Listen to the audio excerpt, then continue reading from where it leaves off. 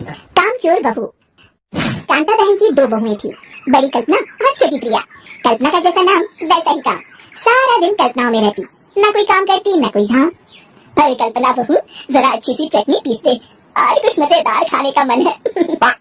पेट में जलन हो जाएगी माँ जी बुढ़ापे में, और ऐसे भी मेरा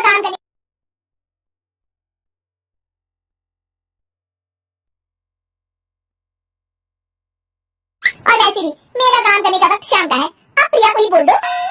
इतना कहकर कल्पना वहाँ से चली जाती है। कांता कल्पना के ऐसे रवैये से काफी परेशान रहती है। मैं बना देती हूँ माँ चटनी, ऐसा बोलकर प्रिया माँ को चटनी बनाकर प्लेट में खाने को देती है कि तभी वहाँ कल्पना आ जाती है। अरे वाह चटनी, जरा चक्कर तो देखो, बड़े दिन हो गए। अरे नहीं बहू, तू तो रहने ही दे चटनी खाना, पेट में जलन हो जाएगी। इतना कहकर कांता और प्रिया दोनों हंसने लगते हैं।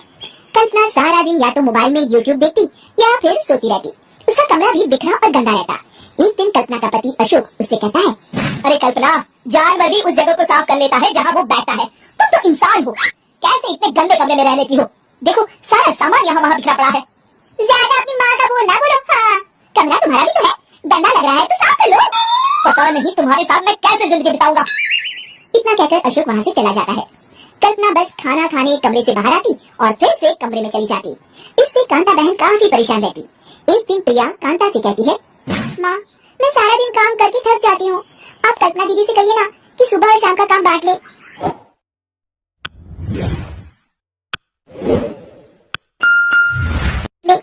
मैं तो अब सिर्फ एक वक्त का ही काम करूंगी। हाँ, अरे तो वो भी ना करना, एक बहू तो कामचोर थी, दूसरी भी आगे काम ना करने के बहाने लेकर।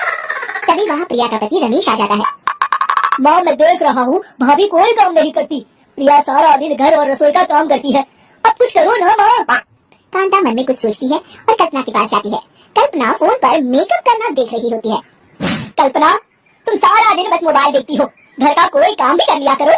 प्रिया सारा दिन काम करके थक जाती है, आज से मैंने फैसला किया है, एक वक्त का काम तुम करोगी, सुबह का खाना तुम बनाओगी और रात का प्रिया। आप लोगों ने काम को हब्बा बना रखा है। अरे पता नहीं थोड़ा सा ज्यादा काम करने में आप लोग घबरा क्यों जाते हैं। और हाँ, बहुत ज्यादा प्रिया की तारीफ मत करिए मेरे सामने, मेरी बहू तो मैं ही रहूंगी। मैं कुछ नहीं जानती, कल सुबह मुझे वक्त से खाना चाहिए, रसोई में आ जाना, वरना कल से तुझे खाना नहीं मिलेगा। अगली सुबह कल्पना रसोई में नहीं आती है। वो देर से सोकर उठती है और बाहर आकर कहती है, भूख लगी है, आज खाने में क्या है? इतनी देर हो गई, आज किसी ने मुझे उठाया भी नहीं, पता नहीं कहाँ है सब। कल्पना को घर में कोई नहीं दिखता। वो रसोई की तरफ जाती है जहाँ बड़ा सा ताला लगा होता है। अरे रसोई में ताला, ओ मैं तो भूल ही गई थी। माँ ने आज से सुबह का खाना मुझे बनाने को कहा था। हे भगवान, इतने लोगों को खाना बनाना क्या आसान है। तभी घर के सारे सदस्य बाहर से वापस आते हैं। वाह माँ जी, मजा आ गया छोले भटूरे खाकर। मेरे मुंह में तो अभी भी स्वाद आ रहा है। अरे कल्पना, तेरे भरोसे रहते तो हम तो भूखे ही रह जाते। कल्पना को बहुत गुस्सा आ जाता है। अब बहुत हो गया, आज से मैं अपनी रसोई अलग कर रही हूँ, मैं अपना खाना खुद बना लिया करूंगी। कल्पना अपनी रसोई अलग कर लेती है, पर आए दिन उसका देर से उठना और काम न करने की आदत से वो भूखी ही रह जाती थी।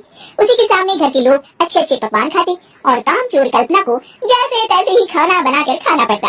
पर एक दिन तो हद ही हो गई। माँ, दीदी आज सुबह से कमरे से बाहर नहीं निकली, हमें जाकर देखना चाहिए। सो रही होगी कामचोर कहीं की, और तुम कहती हो तो चलो देख लेते हैं उसे। कल्पना कमरे में पेट पकड़कर बैठी होती है। मेरा दर्द, पेट दर्द के मारे मर रही हूँ मैं। अरे दीदी क्या हुआ, पेट में दर्द क्यों हो रहा है, डॉक्टर को दिखाया आपने? माँ, कल्पना खड़ी होती है और माँ जी के पास आती है। मुझे माफ कर दीजिए, अब से मैं सारे काम में मदद करूंगी, कभी आलस और काम चोरी नहीं करूंगी।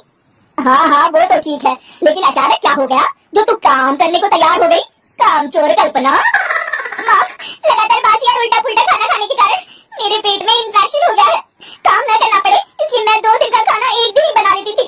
बासी और खराब खाना खाने के कारण लेने के देने पड़ गए, पेट में दर्द हो रहा है। चलो अच्छा हुआ, देर आए दुरुस्त आए।